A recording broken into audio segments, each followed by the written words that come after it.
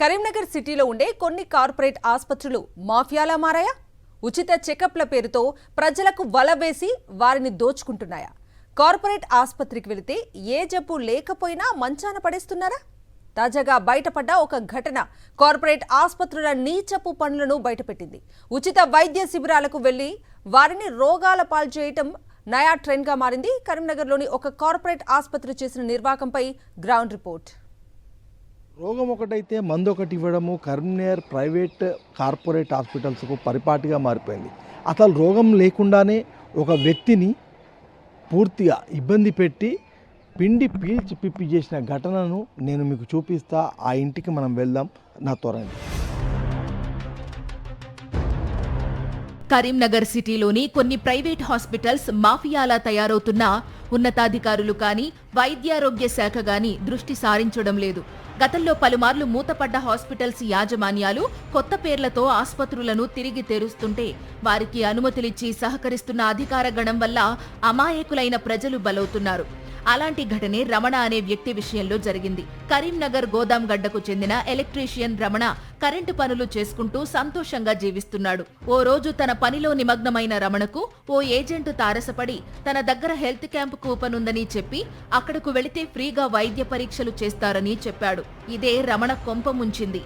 ఉచిత వైద్య పరీక్షలే కదా అని కరీంనగర్లోని ఫార్చ్యూన్ మెడికేర్ హాస్పిటల్ కు రమణ వెళ్లాడు.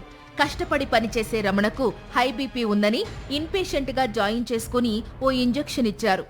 ఐవీ ఫ్లూయిడ్ ద్వారా ఇవ్వాల్సిన ఇంజెక్షన్ను నేరుగా నడుముకు ఇచ్చారని బాధితులు చెబుతున్నారు. ఇంజెక్షన్ తీసుకుని ఇంటికి వచ్చిన రమణకు తెల్లారి లేచేసరికి మాట పడిపోయింది. పక్షవాతానికి గురయ్యాడు. హాస్పిటల్కు వెళ్లి అడిగితే ఉల్టా అతన్నే బెదిరించారు. అసలేం జరిగిందో బాధితుల ద్వారా మా ప్రతినిధి రమణ అందిస్తారు. కరీంనగర్లో ఉండే రమణ అనే వ్యక్తి ఒక ఎలక్ట్రీషియన్.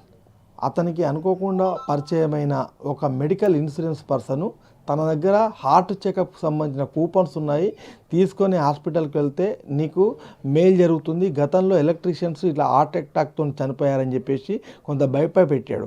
ఈ క్రమంలో రమణ వెళ్ళి ఒక హాస్పిటల్ని సంప్రదించాడు. ఫార్చ్యూన్ మెడికేర్ అనే హాస్పిటల్ని సంప్రదించిన తర్వాత అతనికి దాదాపు 1,70,000 రూపాయల ఫీజులు చెల్లించాల్సిన పరిస్థితి వచ్చింది. వాళ్ళు రెక్కాడితే కానీ డొక్కాడని కుటుంబం. ఈ క్రమంలో అసలు ఏం జరిగింది రమణకు, ఎందుకు ఇట్లా జరిగింది, తర్వాత ఇది ఇప్పుడు క్లినికల్ ట్రయల్స్ జరిగాయనే ఒక అనుమానాలు కూడా బలోపేతం అవుతున్న నేపథ్యంలో అసలు ఈయనకి ఇచ్చిన మెడిసిన్స్ ఏంటి, ఈ నెల రోజుల పాటు ఈయనకు జరిగిన ట్రీట్మెంట్ ఏంటి, అసలు ఆరోగ్యంగా ఉన్న వ్యక్తికి ఎందుకు ట్రీట్మెంట్ చేశారు, ఇలాంటి విషయాలు మనం మాట్లాడించే ప్రయత్నం చేద్దాం. అసలు ఏమైంది, ఎక్కడికి వెళ్ళాను? ఫార్చ్యూన్ హాస్పిటల్ ఫస్ట్ వెళ్ళింది. మా ఫ్రెండ్కు హార్ట్ అటాక్ వచ్చింది. ఆ భయానికి నేను కూపన్ తీసుకోవడం జరిగింది, లేకపోతే పోకపోతుండే హాస్పిటల్. మరి అక్కడికి వెళ్ళిన తర్వాత ఏం చేసిండ్రు? నీకు బీపీ ఎక్కువ ఉన్నదని మాట్లాడారు వాళ్ళు. దానికని ఇంజెక్షన్ చేయాలన్నారు.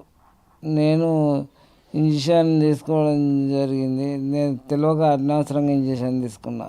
దానివల్ల ఇంకా ప్రాబ్లం పెరిగింది. అంటే ఎన్ని రోజులు అయింది ఇదంతా? ఇంజెక్షన్ తీసుకుని ఒకరోజు తెల్లారి నుంచి ట్రీట్మెంట్ అయ్యింది. దాదాపు 2 నెలలు దాటి 2-3 నెలల దగ్గరకు వస్తుంది దగ్గర. అంటే ఇంజెక్షన్ తీసుకున్న తర్వాత నీకేం జరిగింది? ఫస్ట్ మాట పడిపోయింది, తర్వాత కాలు చేతులు పడిపోయినాయి రాత్రి. ఈ తెల్లారి నుంచి వేరే ట్రీట్మెంట్గా ఇంజెక్షన్ తీసుకోవడం నాకు బాగా ప్రాబ్లం స్టార్ట్ అయింది. అంటే ఇంజెక్షన్ డైరెక్ట్గా ఇచ్చిండ్రా, ఐవీ ఫ్లూయిడ్ ద్వారా ఇచ్చిండ్రా, ఎట్లా ఇచ్చిండ్రు? డైరెక్టే ఇచ్చిళ్ళు, ఫ్లూయిడ్ ఏం లేదు, డైరెక్ట్ సిస్టర్ ఇచ్చింది.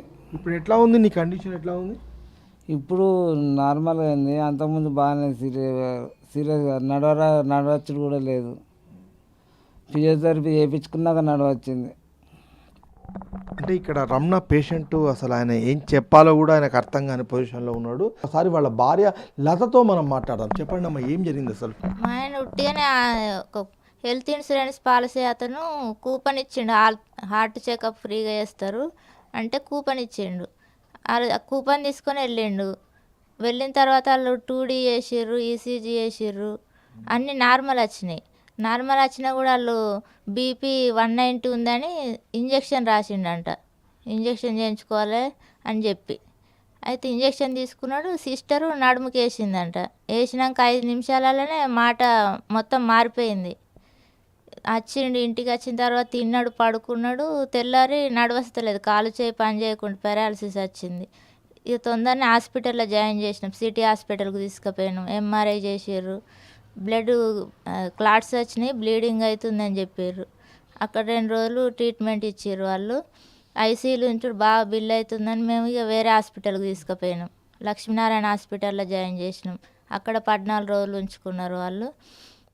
ఏం చెప్పిండ్రు మరి ఇక్కడ జరిగిన హాస్పిటల్లో మీరు హార్ట్ చెకప్ కానీ వెళ్ళిండు కదా, వెళ్తే బీపీకి మీకు ఇంజెక్షన్ చేసిండు మీ భర్తకు.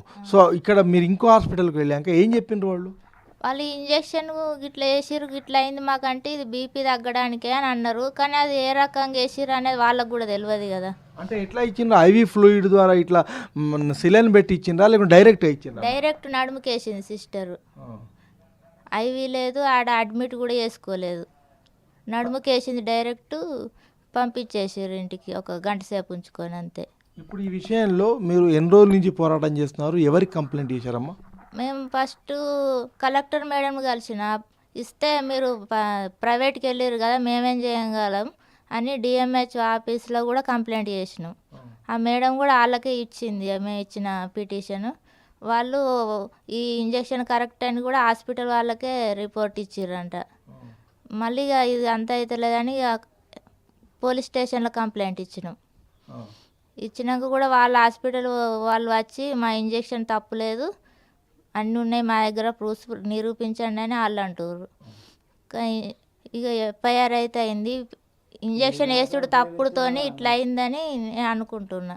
అంటే ఇప్పుడు వాస్తవంగా మీకు ఎట్లా న్యాయం జరుగుతుంది?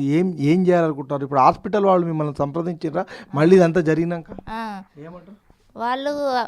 డాక్టరే ఎండీని, అది మేనేజర్ని పంపించిండు ఇంటికి. సార్ మీతో మాట్లాడతారట, ట్రీట్మెంట్ ఇప్పిస్తారట, మీకు రండి, మీరు వాళ్ళని తీసుకొని రండి, ఫైల్స్ తీసుకొని రండి అని చెప్పారు.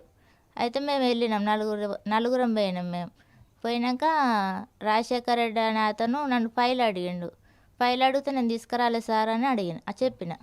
తర్వాత మీరు బీపీ ఇంజక్షన్ చేయరు కదా, మా ఆయనకి ఎందుకు చేసిర్రు అని అడిగితే, నువ్వు ఎక్కువ మాట్లాడుతున్నావు, నువ్వు ఇక్కడనే మత్తు ఇంజక్షన్ వేసి పడుకోబెడతా, నన్ను అడుగుతున్నావు నువ్వు అని బెదిరిస్తాడు. నన్ను బెదిరించిండు. ఈ విషయం పోలీసులకు చెప్పారా? చెప్పినాం, అదే రాసి ఇచ్చినాం కంప్లైంట్. కలెక్టర్ కూడా చెప్పినా? చెప్పినాం. ఏమన్నారు? ఇది ప్రైవేట్ది కదా, మేమేం చేస్తాం అన్నది మేడం. కంప్లైంట్ వేయాలి, మీరు పోలీస్ స్టేషన్లో కంప్లైంట్ వేయాలి అని అన్నది మేడం.